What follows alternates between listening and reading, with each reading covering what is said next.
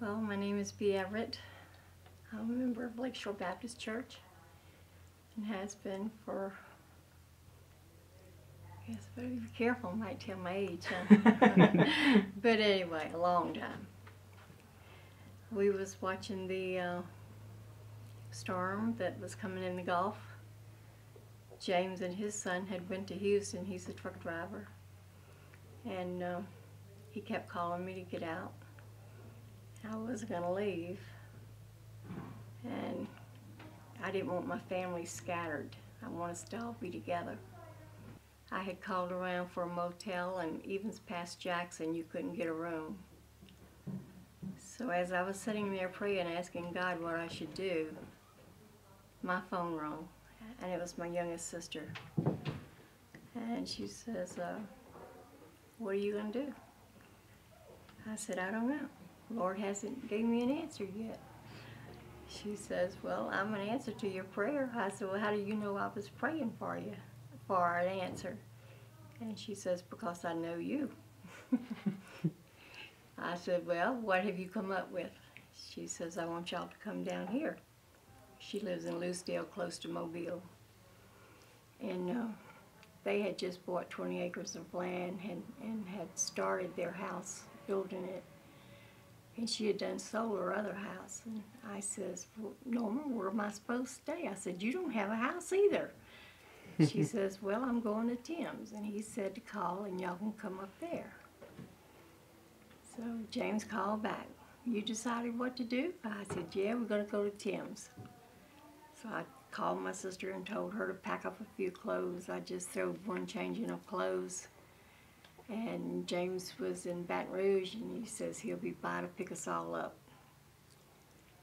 Well, that was that night. The storm was coming ashore. We could hear the noise on the radio, and they kept saying they couldn't hear anything out of Hancock County, which is where we live. Not thinking that it was so devastated until we didn't even have any idea what it was happening. And it didn't dawn on me what was really happening until we was heading back home. Got out of Gulfport. We seen a few trees down every now and then, but nothing like we saw when we got off the exit of 603. We got to DuPont, and one of these huge gas tanks was in the middle of the road. And I'm thinking, how did that thing get here? Not even thinking the water got high. And because when Camille came, the water only got 4 foot. And not expecting what we came back to see. As we came closer and closer to our place, it got worse and worse. We turned off at the Lower Bay Road exit. People was all standing on the side of the roads crying and just standing there, nothing to do. No, their houses were gone, and I kept thinking, that can't be happening to me. Well, we got to the road there where we turn in to go back to the house, and the trees was across the roads like this. Huge pine trees. We couldn't even get through. Well, we had to stay at the end of the road that night because we couldn't go no further. And then that night we slept in the back of the pickup truck. I had my sister and her 2 girls. Well, James happened to spot, I had a picnic table and 2 benches. He spotted the benches. So he went and got those through the woods, brought that back for my sister, and both girls slept on that other bench. Now how they did it, I don't know. But anyway, we had to stay there. And the house was off the blocks next to my neighbor's property. The freezer was out on top of the deck, and everything just messed up. All the furniture washed out. Still don't know where it went. Mm-hmm. And, but anyway, I just couldn't believe what I was seeing. And still today, I go down certain areas where they've never done anything yet, and I still cannot believe what I'm seeing. We didn't have nothing to eat, you know, but that was all right too. My sister-in-law me and my sister-in-law always did canning. And so we found some jars of tomatoes that wasn't open. The seal was still sealed. So we opened those tomatoes, and that's what we ate. If I wouldn't have got out, I was going to go and stay in my old house that my daughter had just gotten married and moved into there. And I told her to leave the key. I was going to stay in the house. She says, "Mom, I'm not leaving you the key." I said, "I'm not going." And she says, "Well, you're not getting the key. I don't know what you're going to do." When we came back and saw that house, how it just fell flat. It was a brick house. It fell on a car, and me and my sister and her two girls would have been dead. Yeah.